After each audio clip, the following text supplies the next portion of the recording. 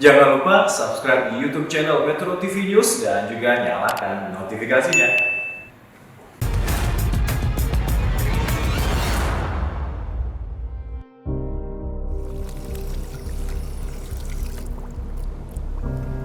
Di tengah-tengah proses tutup buku kontrak kerjasama, kini Pamjaya justru sedang disorot oleh Komisi Pengawasan Persaingan Usaha. Per 1 April lalu, Pamjaya menaikkan tarif pemasangan pipa sambungan baru hingga 466%. Aroma praktik monopoli menyeruak di balik kebijakan ini. Persoalannya, tarif diusulkan naik, namun layanan air bersih di Jakarta masih jauh di bawah target dan standar. Kualitas air yang diterima pelanggan kurang baik. Selain itu, tingkat kebocoran pipa juga cukup tinggi, sehingga konsumen banyak dirugikan.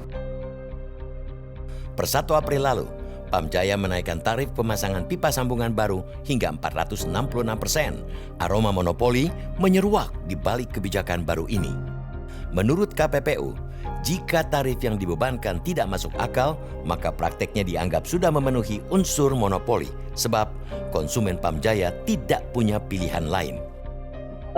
Kenaikannya hingga mencapai 466% ini, kita melakukan penelitian gitu ya. Apakah ada dugaan kegiatan usaha atau praktik monopoli atau persaingan usaha yang tidak sehat dari penetapan harga ini? Yang dilihat apa sih gitu? Apakah penetapan harga ini eksesif atau berlebihan? Kalau misalnya harganya ternyata setelah kita cek komponen-komponen biayanya gitu, masuk di akal gitu ya, masuk di akal dan itu benar gitu ya, bahwa komponen ini naik, harganya segini, mempertimbangkan inflasi menjadi harganya disesuaikan gitu ya. Ya tidak jadi masalah gitu. Kepada realitas, Pamjaya tidak menampik, sedang diperiksa oleh KPPU. Namun mereka menolak dituding melakukan praktek monopoli. Penjelasan versi Pamjaya, tidak ada kenaikan tarif layanan air. Sementara beban produksi dan layanan terus naik. Alhasil, Pamjaya harus mensubsidi sebesar 500 miliar rupiah kepada 600 ribu sambungan atau pelanggan. 2007 sampai dengan tahun 2022 ini kan tarif nggak naik, ya, tarif air flat. Nah selama 14 tahun itu juga dari pihak Aetra maupun pihak Palija kan kemudian mereka ingin melakukan penyesuaian biaya. Karena kan biaya materialnya naik, biaya SDM naik, biaya penyambungan juga naik. Secara logikanya memang diperlukan kenaikan. Nah, dari hitungan yang kami kaji dari 2007 sampai dengan hari ini dengan pertumbuhan pelayanan, sebenarnya dengan revenue yang masuk kepada kami, itu kami mensubsidi 600 ribu sambungan. 600 ribu sambungan kami mensubsidi yang equal dalam 1 tahun itu 500 miliar. Pamjaya tidak menampik, layanan air bersih selama hampir 25 tahun terakhir belum maksimal. Tingkat layanan atau ketersambungan juga masih di bawah target. Saya kira layanan ini memang menjadi target utama ya. Bagaimana kemudian bukan soal pertama belum ada pipanisasi di kurang lebih 35% di wilayah Jakarta, tapi juga bagaimana proses pelayanan terhadap perpipaan existing sekarang ini.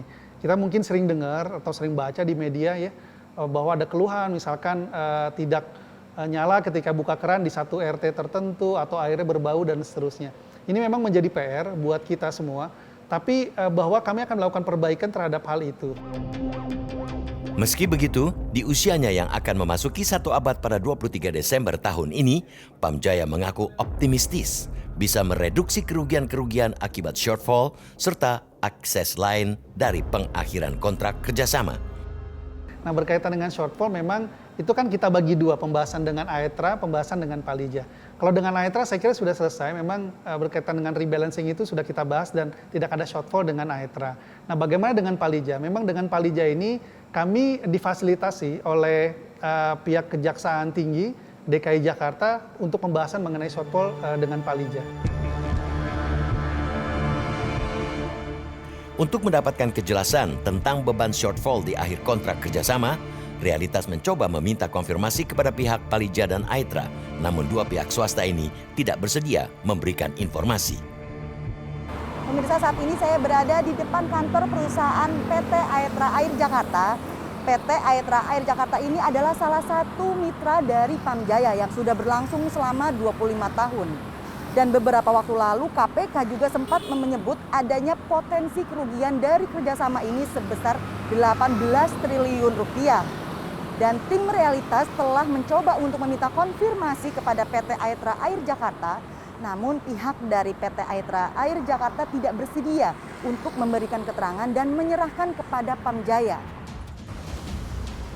Namun Badan Pengawasan Keuangan dan Pembangunan mengingatkan jangan sampai terjadi kesalahan kedua kali setelah kontrak berakhir.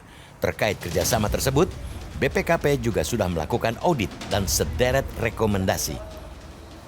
Perjanjian itu opsinya misalnya akan dihentikan, ya harus siap si Pamjaya itu mengambil alih dengan sumber dayanya, mungkin perlu investasi baru, pendanaannya, apakah gubernur, kepala daerah dan sebagainya siap, juga dari segi compliant kepatuhan terhadap peraturan perundang-undangan ada yang dilanggar atau tidak dari segi pengelolaan keuangan daerah dan sebagainya, itulah kita sampaikan. Undang-Undang Dasar 1945 sudah jelas mengamanatkan bumi, air dan kekayaan alam yang terkandung di dalamnya dipergunakan sebesar-besarnya untuk kemakmuran rakyat. Namun hak itu belum sepenuhnya dirasakan oleh masyarakat DKI Jakarta. Sebab selama 25 tahun terakhir Pamjaya justru terkesan lebih sibuk menutup biaya produksi dua mitra kerjasamanya. Namun kalau saja biaya jasa imbalan tidak terlalu tinggi, bisa jadi Pamjaya tidak perlu tekor membayar subsidi 500 miliar rupiah per tahun. Akibatnya besar pasak daripada tiang. Pendapatan Pamjaya terus tersedot untuk membayar biaya imbalan ke mitranya. Dengan begitu, sama artinya subsidi yang dikeluarkan selama ini sia-sia belaka. Metro TV